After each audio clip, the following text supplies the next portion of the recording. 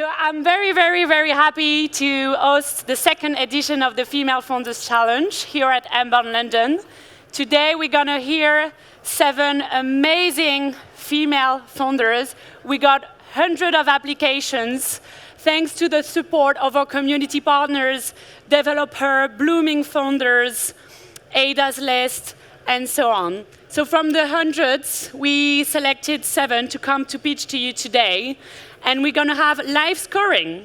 So from the jury, they have boards from 1 to 5. So, Danny, can you listen, please?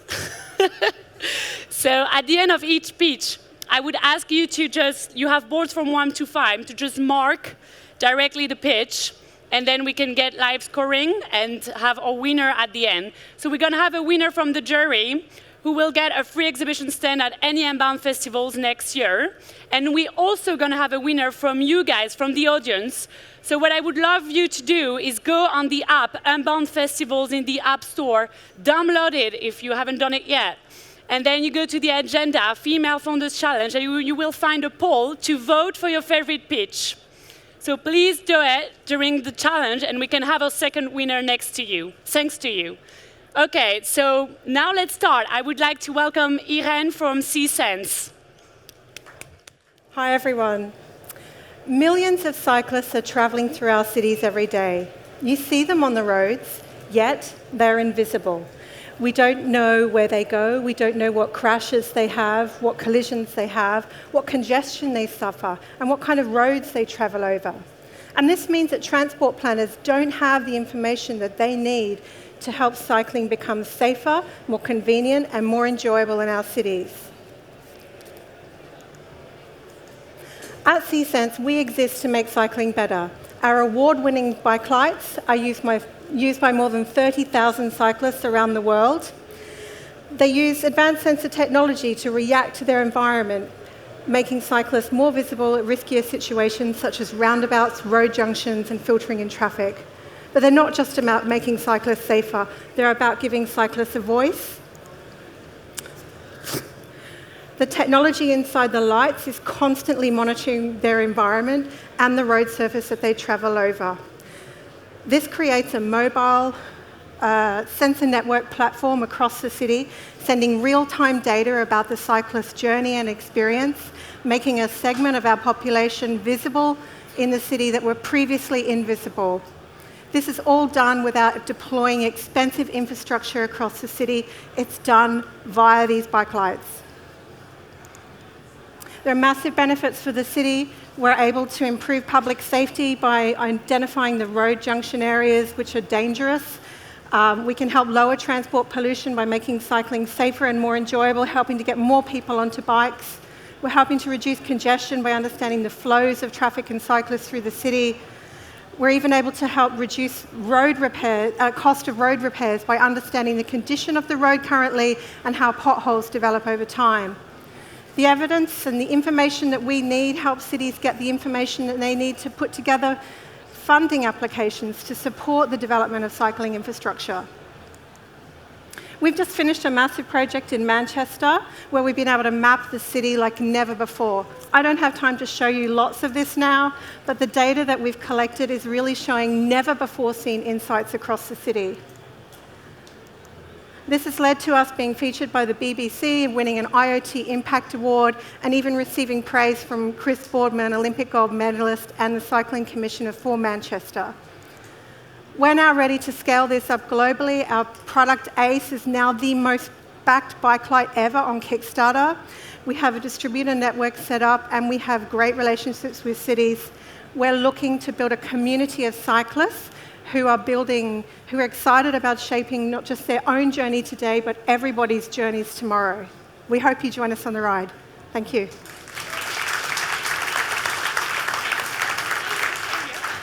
Thank you, Irene. Do we have any questions? Can you... Yeah. Hi. Great pitch. Thank you. Can you just talk us through the business model quickly? Yeah, so it's really a double-sided IoT model. So on one hand, we have the sales from the consumer bike lights. So we already have an existing product where we sell into more than 70 countries worldwide, and we're established with distributors. So there's a consumer sale channel. There's also sale of the data. So there can be projects with specific cities who will want that data in their city where they don't have the organic sale of the product there immediately, and they want to rapidly do that. And that's what we've been able to do both in Manchester and Dublin, where the city have bulk purchased lights with the data cost built in. And the data is looking at really a really good ROI in terms of the existing ways they would get data to monitor road surface or do cycle infrastructure planning.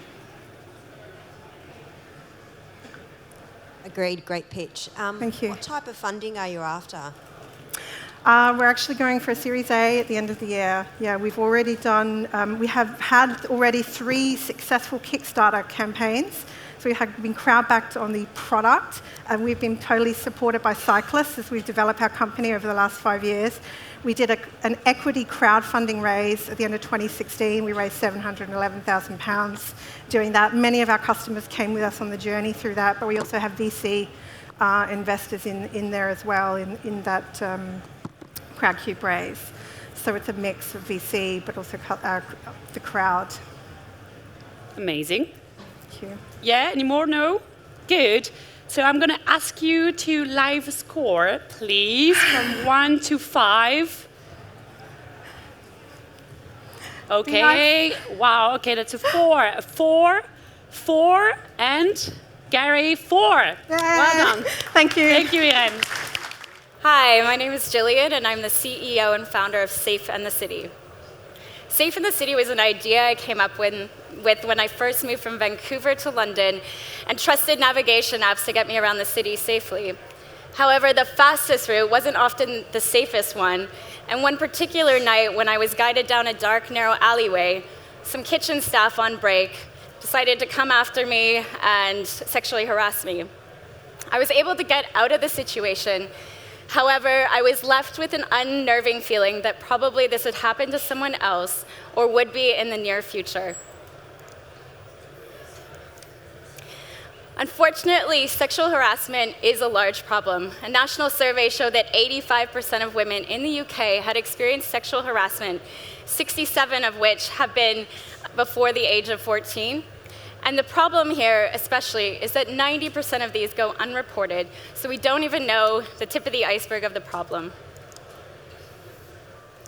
Of course, this is not only just a street issue, and the timeliness of our product in terms of the Harvey Weinstein effect, as well as what's happening in the workplace to both men and women that also goes unreported. However, the decision to ignore is not any more kind of an organizational acceptance. Clicker. The bottom line is there's an epidemic of women and girls made to feel disempowered and unsafe while walking. So how are we going to change this reality? The time for social change is really right now. With the hashtag #MeToo movement and new masculinity redefining how people are treated, is now the time for a product like ours. Safe in the City is surrounded by 3 core products: safety, routing, and reporting. Our safety algorithm allows us to identify safe sites that are trained businesses along route, as well as access to emergency services at any point in the screen. We also are working alongside the Metropolitan Police, which has up to 90% effectiveness in terms of giving people an alert before they walk into that situation. We also have real-time reporting around what has happened from other people walking through the areas related to sexual harassment, so you can better inform your walk, have the street smarts to identify what's in your route, and being able to move this into a global market. So since our launch on International Women's Day, we've had 3,500 reports and over 4,000 unique visits on our website. Our market opportunity is quite large in that this is a common problem for most women, and we're working with 25 to 34-year-olds that we're already seeing identified in our target market. So I'll quickly run through our revenue model, but we are now working with Old Street District Partnership at business improvement level to now start identifying and regenerifying different areas that we can start moving towards. We then will move into integration and API licensing with other products, and then use this information to start understanding risk profiles of different people's navigation and route people individually based on that information. So our partnerships has been quite large, and our team that's working day in and day night, including our. Thank you. Thank you, Jillian. Sorry, time is up. Any questions? Judges? This strikes me as kind of like a Waze for walkers. Would be you consider going to other things that people could rate along the way besides just people bothering them or feeling unsafe? And are you concerned about redlining areas of a city and having racial implications or other things like that? Great. So yeah, to address your first question, we are working with businesses your second question, we are working with businesses to become safe sites. So this algorithm is actually fed in every day, so it changes depending on the nature of the crime. The businesses really can take ownership about becoming safe sites, changing the environment, being fed back that information to actually make street-level improvements. So that's really kind of what we're aiming to achieve. And sorry, your first question was the ways? Yeah, it's the way. It is the ways, I guess, for walkers. But we, of course, like safety has a number of different implications for a lot of different target markets.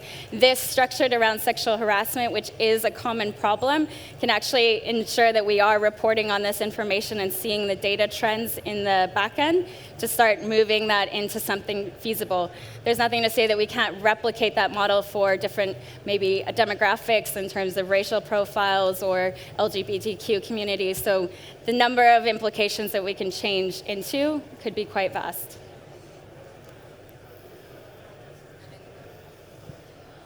What are your usage rates? So from the 3,500 downloads you have so far, how often are people opening the app?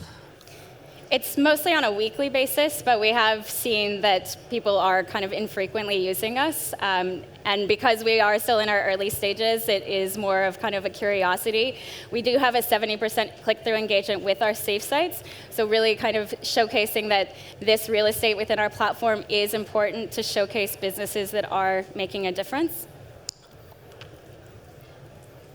What type of feedback have you gotten, or early feedback have you gotten from your users?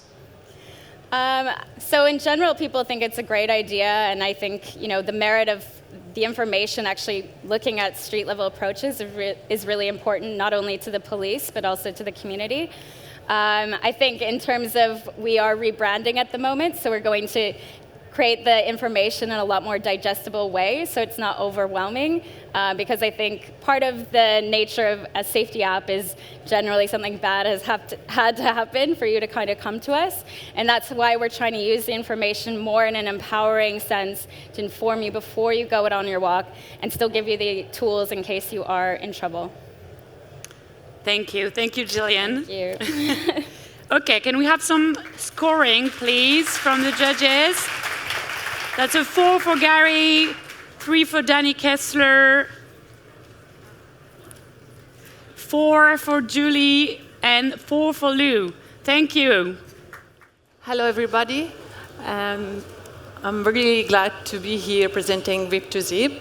I think it touches an issue that we all might have thought about, which is, what can I do to save the planet?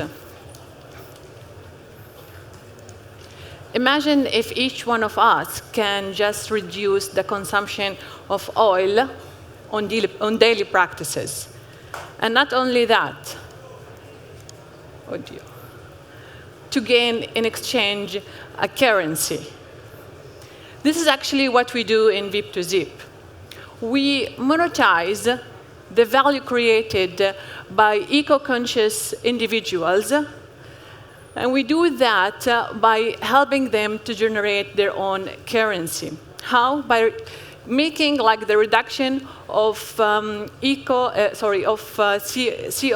footprint turning into a cryptocurrency.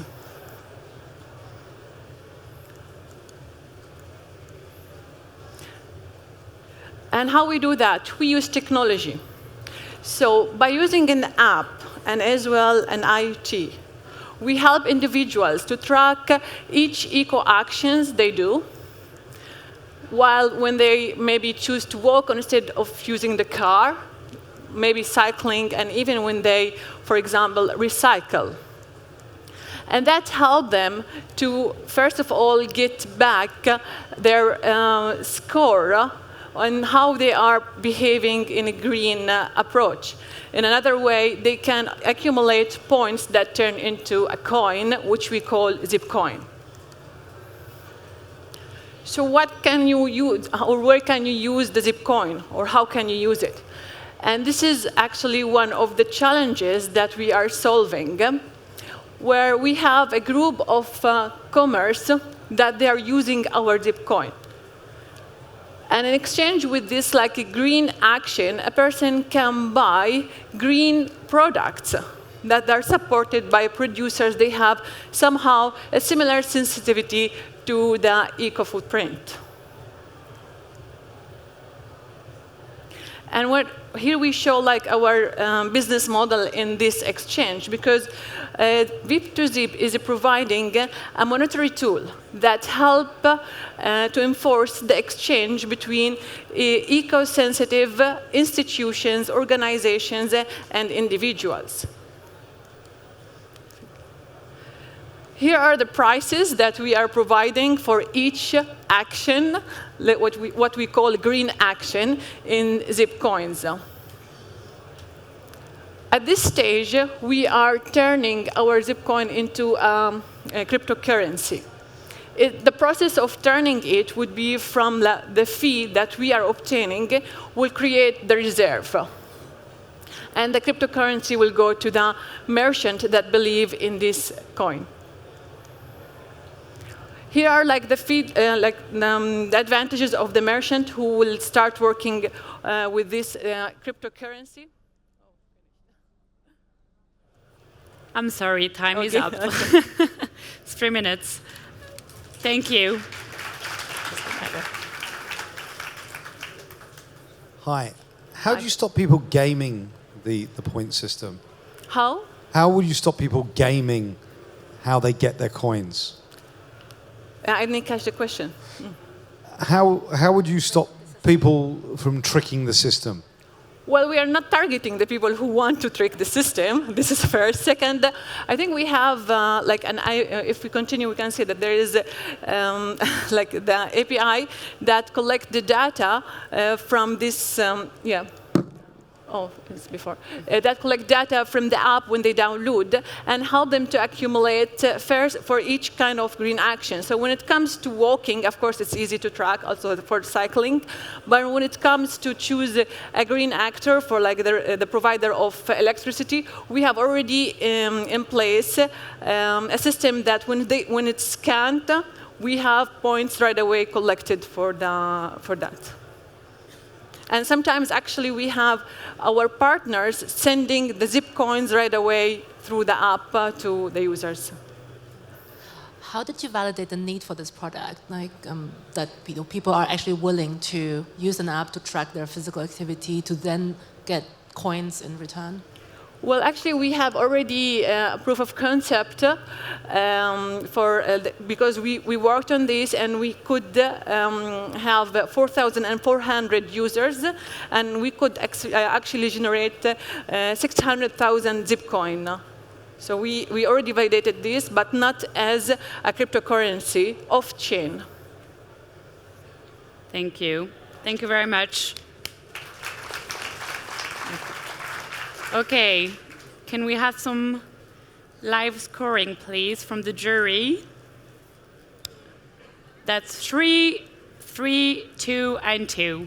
Thank you. Hello, London. So glad to be here and honored. Thank you. Can you take a deep breath with me, please? What if you don't like what you breathe? Can you stop doing it? Well, 95% of the global population is breathing dirty air, and you have no choice. Why is that happening? because 92% of the total contaminants in the air are too small to respond to gravity or ventilation.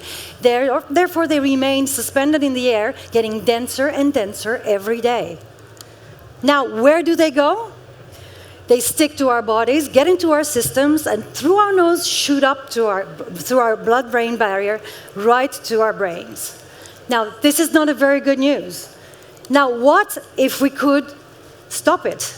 What if we could destroy it before it's accumulating so strongly?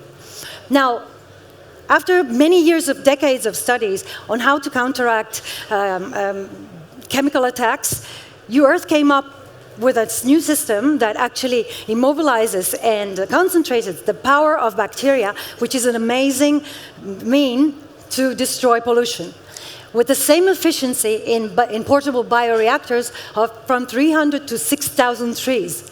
So a smart system that basically is just a plug and play. It's good for indoor and outdoor. You just plug it in, and it does all the work. What it does is it attracts all the contaminants in the air. They all go into the unit and create a pure air zone bubble just around it, like pure mountain air. When they go into the unit, those bacteria kick in. They are very strong bacteria, very efficient into destroying every kind of pollution in harmless waste. Now, this is a system. Imagine detecting, sending all the data of the air quality to the dashboard, and which certify the efficiency of the system. We are creating pure air zones, which means that you're going to get into places, companies, gyms, schools, whatever you want, find this logo, and like Wi-Fi, be able to decide what to breathe and where. The companies that actually are pure air zone are part of a global community that destroys pollution tons and tons a day. I think they're going to cut me out. I just want to say, why are we doing this? We are people that actually, we're not just building units that destroy pollution. We like to give means to people that want to change the world to make it happen. So we have the system. This is our mission, but you are the actors. You're going to change the world. Thank you. Thank you, Beta. Thank you. That was very, very exciting. Thank you for sharing that. It says 604,000 tons of air pollution. Does that mean you have to clean those out of the filters, 600,000 tons? Yes, actually, if we go further, doesn't go though. We have a number of different units of different sizes, and actually the small units can capture up to 3.5 kilos of pollution a day. The big units, which are good for urban, for outside, it's 71 kilograms a day. So knowing this, we multiply all the users that are actually working with the unit, and we can tell how much the global community is destruction rate in real time. That's the whole point. We want to create a community that gets excited about it. Well, I'm pretty excited about it. What is the price of the unit, and what is your go-to-market strategy? We rent it like a phone or a computer to companies. Like you can spend a monthly fee of 190 euros and for a 3-year contract and have 150 square meters clean. It's completely deductible. Sounds a very exciting product. Can you tell us how it compares to anything else on the market? Sorry? How does it compare to other products on the market? We are the only technology in the world to do it with bacteria. We are the only biotechnology. We are an environmental biotech, which actually destroys the pollution using bacteria. So it is very efficient because we're using nature miniaturized. No one can do it better than nature. So we just got it from there. Thank you. Thank you very much, Beta. Thank you. While we're waiting for the score, I just want to remind people to download the app Unbound Festivals, go on to the agenda, Female Founders Challenge, and vote for your favorite pitch, please, because we're going to have a winner from the audience. So please, please go to the app and vote. Okay, amazing. 5, 5, 5, and 5. Yes! Well done, babe. Thanks. What if I told you there was a new alternative to painkillers? Today, I'd like to introduce Beyond. It's a virtual reality game that helps relieve pain. At the age of 2, I was diagnosed with rheumatoid arthritis. I've had multiple joint replacement surgeries, and I've had years of rehabilitation. I've also developed my own technique as a kid to help relieve the pain. So, medication. Medication has devastating side effects, and it can also lead to dependency. Oh, I need my notes, I'm sorry. Then there's the never-ending cycle of specialists. Chronic pain requires a team of healthcare professionals using a multimodal approach. The time and money spent on treatment is astronomical. So the solution, here comes a little neuroscience. Pain requires your conscious attention. If you can distract your brain and focus on something else, you'll actually feel less pain. You can trick your brain, and this is something I learned when I was 10 years old when I taught myself a distraction technique. So Beyond is a series of virtual garden environments, complete with quests and pain management exercises. Playing the game gives kids a sense of control over their own pain management. It gives them the freedom from physical limitations, and it also helps reduce anxiety. They're helping me build it out is Professor Bob Stone and the HIT team at Birmingham University. I'm really lucky to be working with Bob. He is known as the grandfather of VR. He's a 30-year veteran in the VR community and the winner of 2 VR healthcare awards this year. So in this space, there are a few competitors, namely Applied VR, who are now in every major hospital in the US, but their president and co-founder, Josh Sackman, has already offered to distribute our content on their platform. So the size of the market is growing exponentially, but by 2023, it will have doubled in size, and by 2025, it'll be a $5.1 billion market. There are approximately 1 million kids in the UK and another 4 million more between the ages of 10 and 18 in chronic pain. So this is me with the team at Torbay Hospital, and by the end of the summer, Beyond will be in clinical trials. I was named one of the top 70 women working in health tech by the head of Samsung Healthcare UK, Helen Shaw, who has also just put us forward for a fast-track proof of concept at Great Ormond Street. In the future, I'd like to build out a library of pain management content. I'd also like to partner with Samsung, see our content built into their new devices, set up pain coaching, but ultimately, I want to make life easier for kids in pain. Thanks. Thank you, Miranda. Thank you.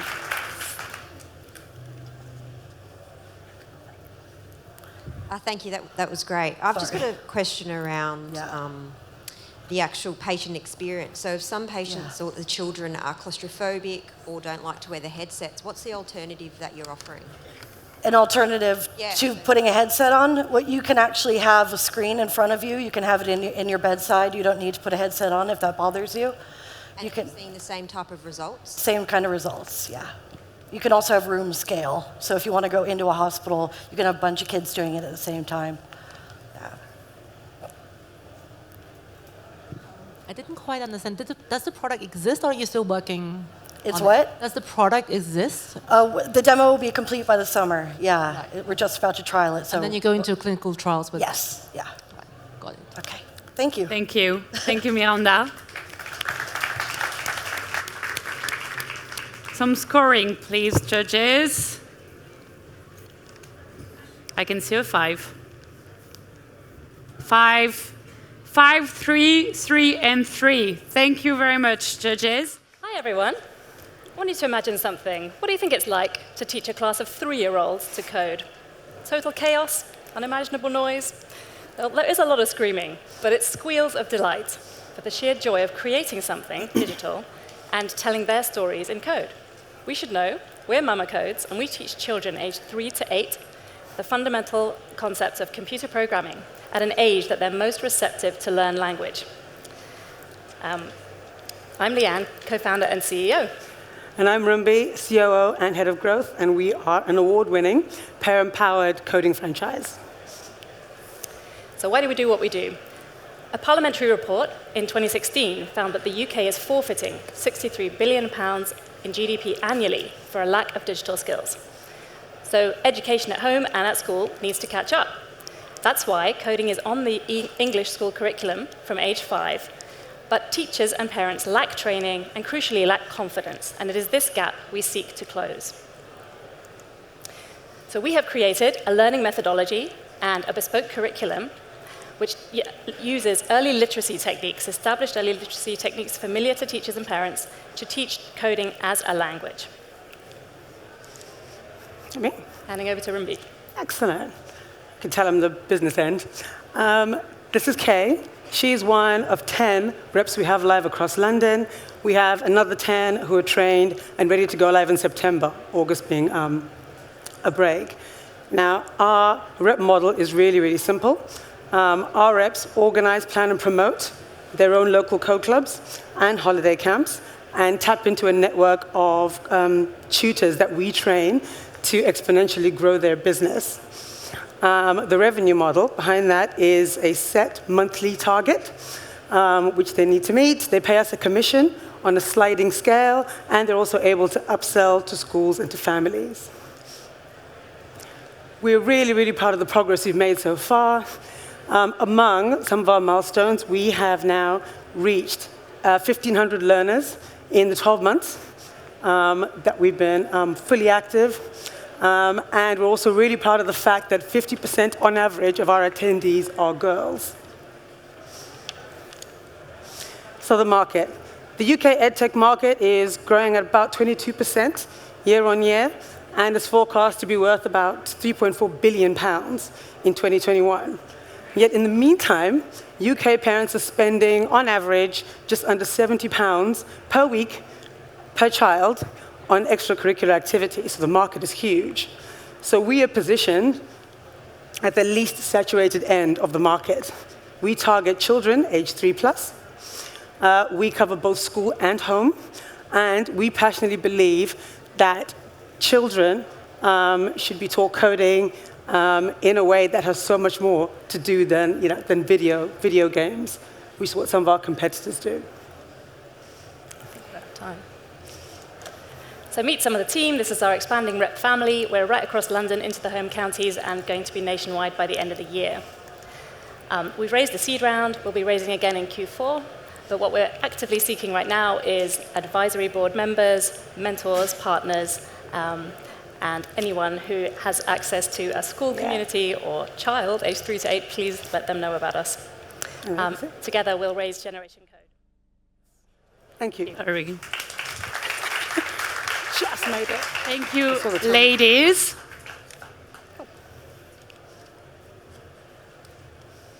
I think I'll sign my 4-year-old up tomorrow. How are you looking to scale the business? Sure. Yeah. Do you want to do that? Yeah, sure. As I mentioned, we're kind of starting from the ground up. So we have our reps who deliver, on average, about 3 classes a week each. We've now layered on the tutor model, which is a multiplier effect, essentially, because we noticed that we want to be a flexible business, all about flexible working. And we didn't want our parents getting stressed, which they were, at not being able to meet their targets. So if they can essentially oversee 2 or 3 tutors, they can deliver 9, 10 classes in a week. And beyond that, we've just begun testing a family subscription model. So that'll be a SaaS model. So it'll be the end game is to have a really holistic effect. You'll have schools on the ground, and then you'll have the app that can be used by parents who can do projects with their children and crucially be in schools as well, because we have a presence there, but we're growing that. And we find that the parents recommend us into the schools that their children attend, and that being in the schools with the curriculum products and training we provide to the actual teachers, that gives us the credentials to then market to those parent communities. So it's quite a nice viral loop. And what is the feedback that you get? What is the feedback that you get from the children? From the children? The children. That's the best part. Yeah, that absolutely makes my day, teaching the children and seeing that light bulb moment in every class when they realize that they can use the fluency that they've built up in coding to tell the stories that they want to do. We get a lot of repeat bookings, and we get a lot of bringing their friends. So one thing we've learned with kids' classes, if the kids don't enjoy it, they don't come back. Yeah. And we have on average, I guess, it's about 4 to 6 monthly sort of life cycle of a child coming to a code club, and then they might come to holiday workshops thereafter. So I'll also add it's not just coding is obviously key, but the social aspect as well. Like we teach things like mentoring. So we'll have children who've been with us for the 4 to 6 months. Some of them for a year. For a long year. And they love that, being able to say, if they are, I know how this project goes, or I know how to do it, then why don't you help the little ones? They love doing that, and they learn these social skills beyond just coding as well in our classes. Yeah, that's it. Okay, thank you, ladies. Thank you very much. Okay, so that was our last pitch. While the judges are thinking about the last score, can I just again send a reminder for the poll on the app to vote for your favorite pitch, please. You still have a few seconds. You go to the agenda. Under Female Founders Challenge, you will find the poll, and you can vote live now for your favorite pitch. Okay, so what do we have here? I can see 5, 4, 4, and 4. Well done. So I think, as a sum up, we have 16 for CSUNs, Safe and the City 15, VIP2Zip 10, UEarth 20, Wavelengths 14, and Mama Codes got 17. So I think we have a winner. Beta, UEarth, can you please come on stage? Well done. Congratulations. Welcome to Unbound Festival next year. Oh, Here you go. thank you. Okay. Who is